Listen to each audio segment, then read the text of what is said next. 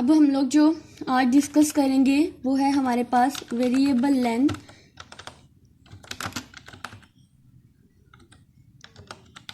Variable length in array, ठीक है। यहाँ एरे वेरिएबल लेंथ, इसमें क्या होता है हमारे पास, इसमें हम लोग जैसे मैं आप लोगों को एक एग्जांपल देती हूँ एरे की।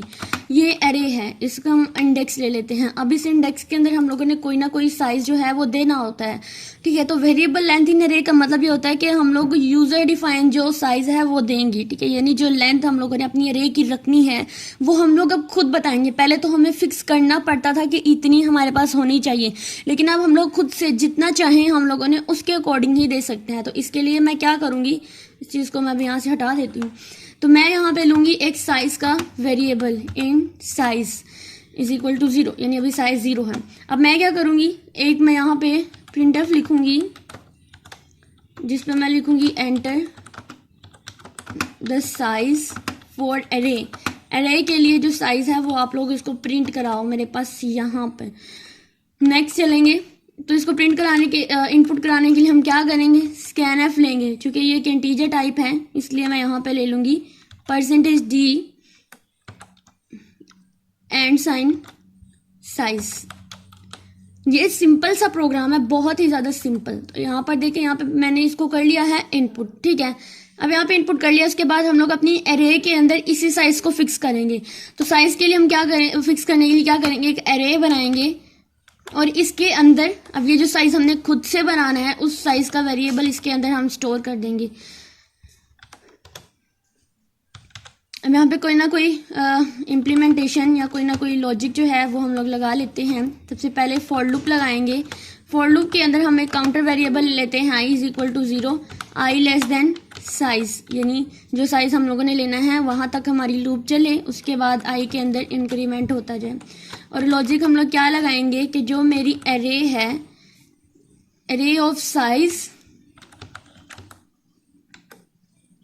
इसमें जो i है काउंटर वेरिएबल वो मल्टीप्लाई होता जाए 2 के साथ। उसके बाद फाइनल आउटपुट के लिए फिर से हमें फॉर लूप चलाएंगे जिसके अंदर counter variable i is equal to 0, i less than size, i plus plus. ये जो हम लोगों ने एरे ली है, अब हम लोग इसको यहाँ पे करा देंगे प्रिंट। तो print F %d array of i।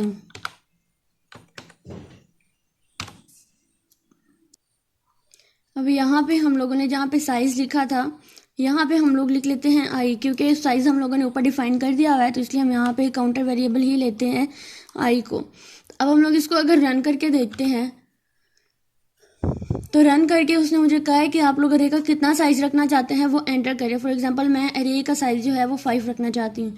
तो मेरे पास आउटपुट में अरे का साइज 5 है, तो मेरे पास उसने कितनी प्रिंट करके दी है, मुझे 5 तक ही उसने मुझे एलिमेंट्स जो है वो प्रिंट करके दिए हैं। अब 5 तक कैसे हैं, 2 4 6 8। अब ये 0 जो है ये गार्बेज वैल्यू, इसको हम लोग स्किप कर सकते हैं और नहीं भी कर सकते। क्यों, क्योंकि मेरे पास यहाँ पर 0 गिवन है, तो इसलिए अगर मैं 0 को 2 से मल्टीप्लाई कराऊंगी तो मेरे पास वैल्यू कितनी आएगी, 0 आएगी।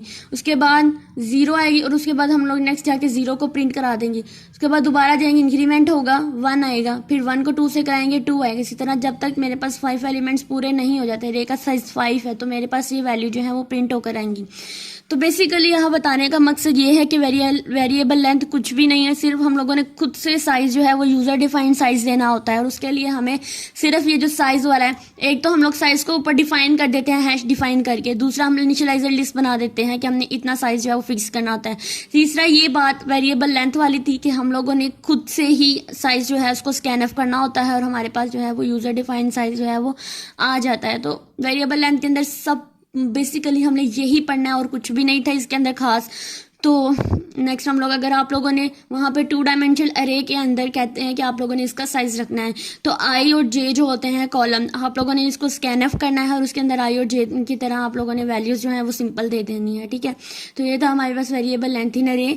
और यहाँ पे आप लोगों का अरे का जो भी टॉपिक था या जो भी आप लोगों का चैप्टर था वो होता है कंप्लीट।